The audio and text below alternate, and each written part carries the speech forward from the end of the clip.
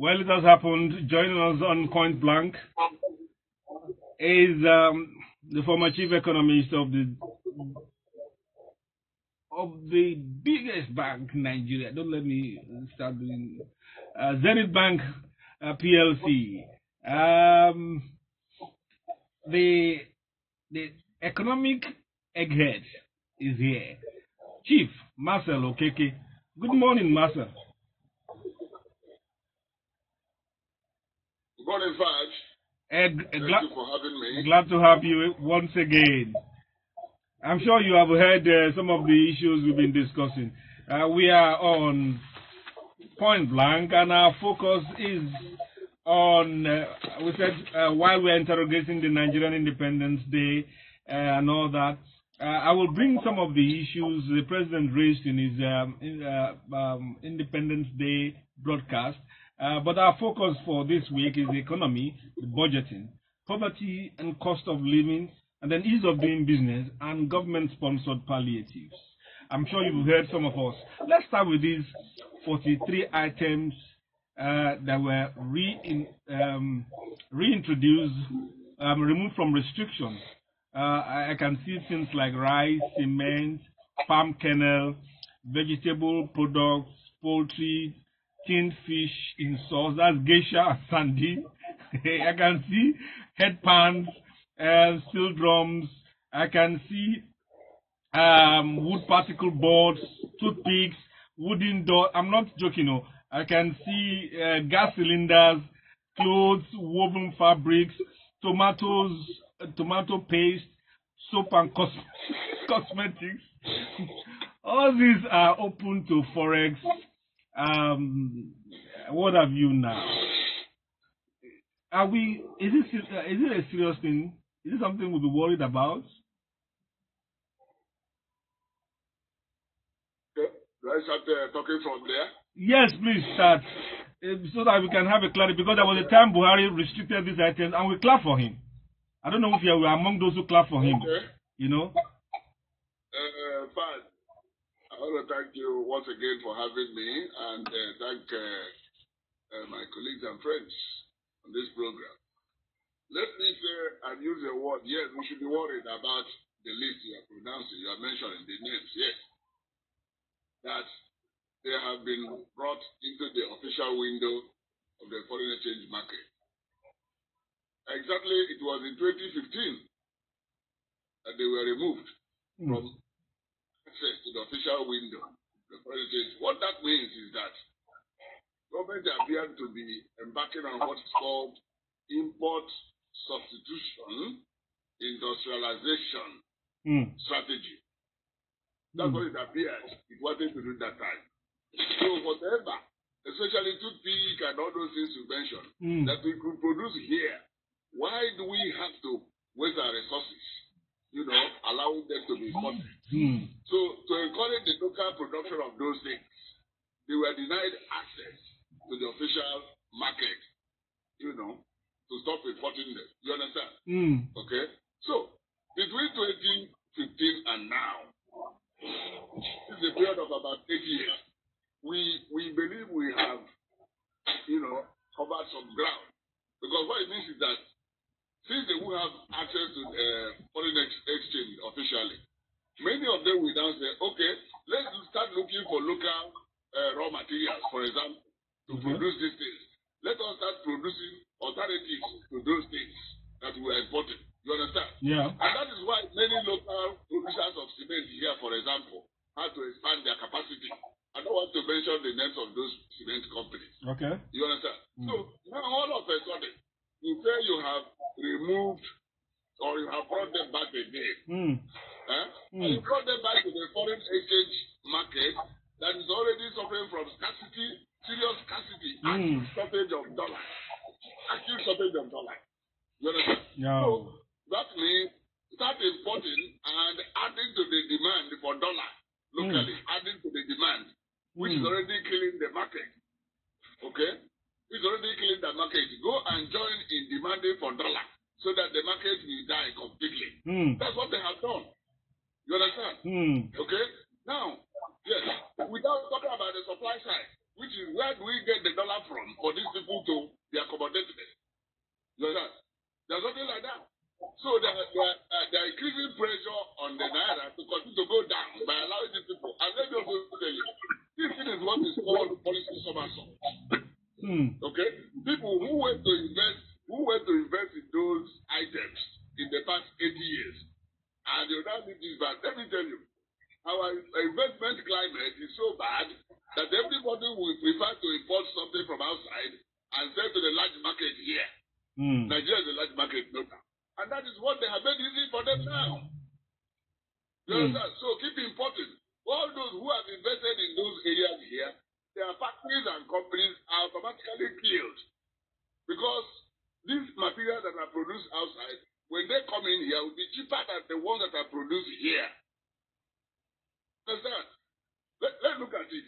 Whether it is, I don't want to mention the cement companies that say, when you now open the floodgate for people to import cement and taking cement alone, you understand? So when they start coming in now, you will see what will happen to the local producers. Okay? Wow. They are killed. And this is why so many companies died in the past. Government will go this direction and you want to invest as an investor. All of a sudden, they will say, no, we have moved the other direction. And that's what killed so many companies. Okay? So if you want to look in the tire industry, where is Michelin? Where is Dunlop? They used to be here. And government says they bought all kinds of tires from all over the world. And they died. Where is Berek battery? Berek. Where is Tiger? They used to be here. Government changed the policy and they all died. And so on and so forth. The same thing in the textile industry. Where is present industry? I used to manufacture all kinds of clothes here. And so on and so forth. So that's what they have done now. Advertently or otherwise. You know? Okay. Marcel, when you look at the leadership of the Central Bank of Nigeria has been confirmed by the Senate, and they've shown us few things flowing from the president's independent speech. I will read some portion for you to get your impression of it. But what will be your response to the whole atmosphere of the new CBN, with what they have done in the past two or so weeks? What's your impression? Are you impressed or are you worried? I'm worried though. I'm worried. Let me tell you, those guys are not magicians. You understand? Because if you remember on this program, I did say in the past that many of the policies, or most of the policies the government had put in place, whether when we had the advisor on monetary policy or when they appointed members of the cabinet, fully and so on and so forth, or when we had the other man as acting governor of the Central Bank of Nigeria, I said that those policies, the damage those policies have done to this economy, that most of the damages are irreversible. You understand? So what I'm now saying is that even with the appointment of Cardoso and his team, there's nothing they can do to reverse those damages. Unfortunately, this one, for example, of bringing these 43 items into the official window of the foreign exchange market is another wrong decision. It's another wrong decision. Yes, because first things first. Okay, if you talk about removal of fuel subsidy, you know the damage and what it has done to the economy. Has there been anything good coming from it? No. Look at the so-called unification of exchange rate, unified, and that has killed the naira. That's terrible devaluation. Okay? Now you have brought back 43 items. I said, come and continue to put pressure on the naira. You understand? You're not talking about even production here, because this environment we don't now allow anybody to produce any of those items here again. It is easier, it is cheaper, it's more profitable to import. And that is what they have given them the leeway to go and do. You understand? As for inflation and the exchange rate of the naira, there's nothing they can do in the immediate. There's nothing they can do to reverse the bad situation, the bad fate of the naira. There's nothing they can do. Because the issue is, like they say, demand and supply, which is market forces. Okay? Meaning that the quantum of dollar being demanded side. What has government done on the side of supply? Nothing. Because our major source of dollar, everybody knows, is oil. Okay? Have we been able to raise the volume of production of oil? In fact, even the oil and gas sector has its own peculiar problems. What's the meaning of oil theft? You understand? That continues to shortchange the economy of Nigeria. Oil theft. And that has been remained formidable. No matter what we say, government has not appeared to be solving that problem of oil theft. You understand? Instead, they will be empowering non-state actors to be the ones that will be safeguarding the oil assets and all that. What's the meaning of that? Okay? So while oil theft is going on, we cannot move forward. You have sabotage.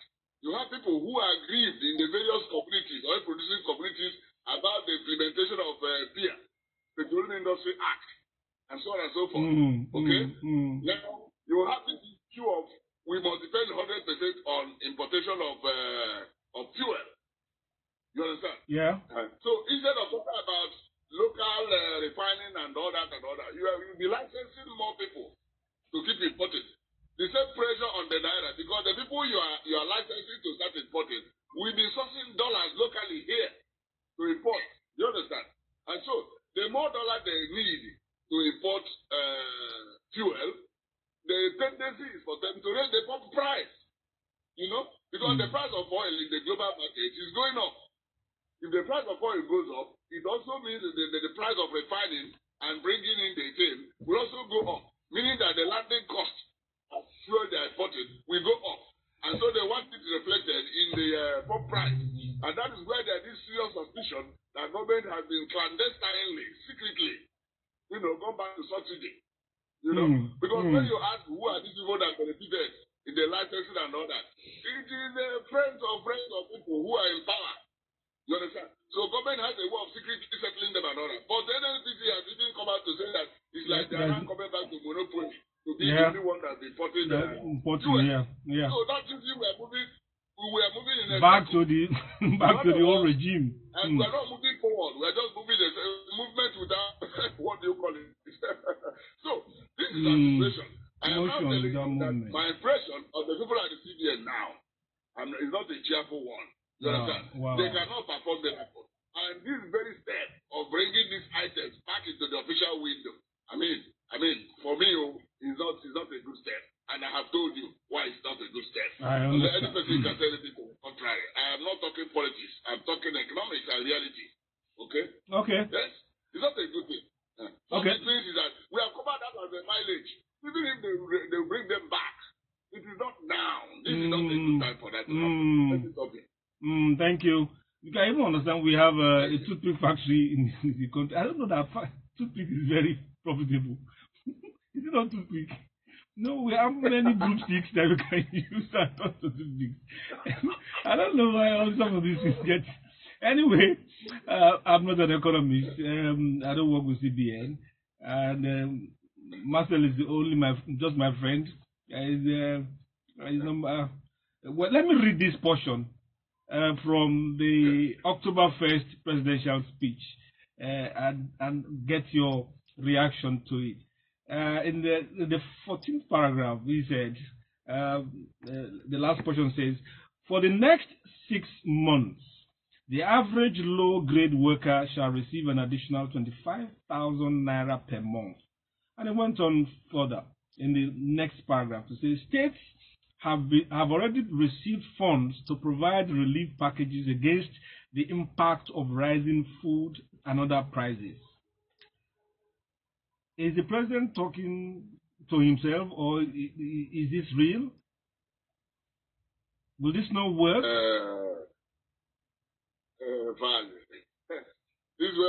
whole of this looks like a manifesto. You understand? That amount you mentioned, for instance, do you know now, in retrospect, that 1 or 2 or 3 days after it was announced, that pressure from NLC and organized labor and all that mounted on the government, that they moved to 35,000. Okay? So is that how government policies are made? So is that how government policies are made? You know? So if pressure comes again, they can move it to 50,000 based on what? Wow. Based on what calculation? And you are saying it is for 6 months. What is the meaning of 6 months? Okay? And let me tell you, that money is not backed up by any production or productivity. You understand? It is unearned income, kind of. You don't touch people money so that they keep quiet. Okay? You say you want to increase their well-being or better their well-being and all that. Do you know that the discussion is still going on? Because we set up people. The government was saying lowest level of all of a sudden they say, okay, now all of you, everybody coming. You know? Is that how to make policy? I say the government is easily blackmailed by labor. I wouldn't even say that. I am saying that I can't understand the psychology of people who are coming out with these pronouncements and policies and all that. And by the time you aggregate, by the time you put together, you know, that amount of money they are talking about, you can now see where is that money coming from? Inflation will blow. Budgeted? Where is it coming from? Let me leave that and go to what you said about money going to the states. Okay. No state, as far as I know, got 5 billion in food. They gave some of them 2, they gave some of them 3. You understand? Okay? And let me also tell you that once any amount gets to any state, it is no longer the issue of economics. It becomes the issue of politics. It is the party in power in that state that uses it, you know, along political wise consideration to decide who gets it. I don't want to start mentioning things. Yes, you know, and even if it is the same party at the federal level, the governor's interest is not necessarily the interest of the federal government. So the governor will now use his own interest to determine who gets what. You understand? And you are sharing the money, you know. At the end of the day, you see that the money will definitely go to those that is not intended to go to. Okay? No, look, you have seen in the social media how they were sharing rice. Some states giving few thousands of rice. By the time you break it down, a family will get less than half of a cup. Some very ridiculous stuff like that. What does it come to? What does it come to? Okay? So all of these things, when we hear these things as economists, like I told you the other time, it makes me to cry. Yeah, please don't cry. Policies are not done like this. This is what is called short-termism. Short-termism. Do things based on the long run. You understand? So that you start from somewhere to righting the wrongs and things will work out and start working out.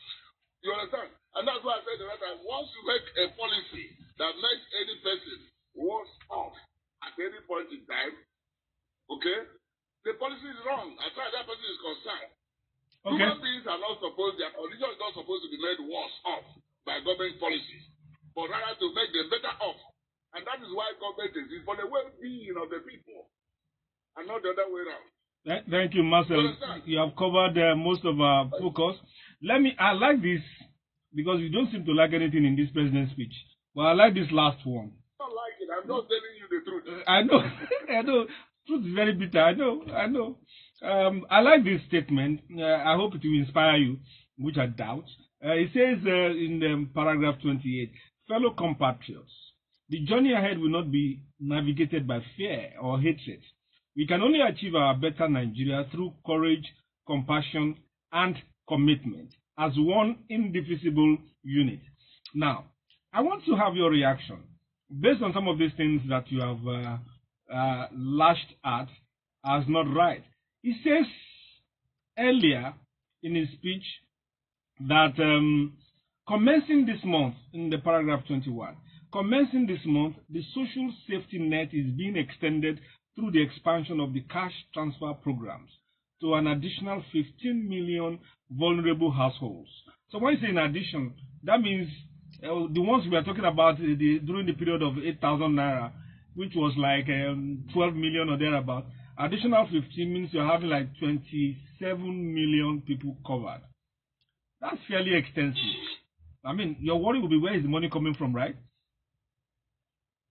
But Does it not? That's one side of the Does it world. not stagger your mind the magnitude of this intervention?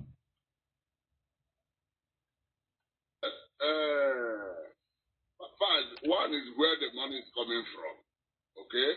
The other leg of it is who are getting these things. Who are getting these things? Politics decides a lot of things in this economy. You know, all of us in this program now, who can tell me who and who has been getting all these things that you are not in that bracket now. You can't be saying that. Maybe when you go to your village, we have our friends. Your friends are almost like you. Your friends, see, the elite are our problem in this country. You be comparing government policy with your colleagues and your friends. They are for the poor of the land. You are not within that range by any means, any calculation. And so are your friends. Okay? People are getting this as we are being told here. We will know. Me and you as communication people, as people that get news all the time, we should know. We would have had. That's the point. Our friends, our relations, that's the point. But that's the valid point. I have not got such feedback. We are not talking from the moon. We are right here on earth and in Lagos with many of them. Yes. You understand? So rather what you see on social media sometimes of people, struggling over one bag of rice, over cakes of this and that and that. So what impact is it? If those amounts they are just flaunting all over the place, are really pushed into the hands of the right people, you begin to notice the impact. You yourself, even who I know you are interested in knowing what is going on. You will know. You will see those people. Some of them will connect to you, fine, we have gotten this or gotten that. But we are not getting such feedback. We are not getting. So the money is being hijacked somewhere along the line and entering into fat pockets. And they are getting fatter. That's the way I put it. Yes. If it's getting to the intended people, you will get the feedback, my brother. And I have not gotten it. Okay. I have not gotten it. Yeah, when you That's need. why I said the whole thing is manifesto. You just go and announce a big sum of money and all that big. As an economics or finance reporter, we know how we used to extract big amounts and make them headline that time for people to read and all that. But at the end of the day, where does the money go to? Is the issue. Okay? Thank you, Marcel. They don't even have data. There is no data for the distribution of all these. Alex, you can't say that. There are people who argue that with you. But let us thank Mr. Chief Marcel Okeke. When you want something hard but true, call Mr. Okeke, Chief Okeke for you. He will not be sense into your head. I hope. I agree. I hope the leadership. Agree with that. I hope the leadership and financial sector of our country are listening and taking some of this in the jaw. It could be hard and harsh, but it's a fact. And Marcel loves Nigeria. Before you dismiss me. Yes. Yes, sir. Before you dismiss me, I want to use this forum to announce that on the 18th of this month, the financial services community, I'll be discussing exactly some of these things we're talking about here. We'll be discussing the gains and losses coming from Naira flotation and related policies. Wow. The financial services community in Lagos State, I'll be the guest speaker. Wow. Yes. That's a wonderful one. We'll be a lookout on it. I would like to have you back to come and talk about the flow back. Maybe during the session, some of these things will change your mind and you have a new insight to share with us. Thank you so much, Marcel. Have a wonderful week. Continue to speak for Nigeria. No need to cry. Just speak for it and speak truth to power every day. Have a wonderful weekend, my brother. That was Marcel Okeke, economist and social development, economic development expert for us. So let's take a short break and then welcome our guests. Our special guest, the birthday boy today. It says, believe me. Believe Okeke. Believe our guest coming in. Believe anyone. This is what Johnny Drill says, believe me. It's a love.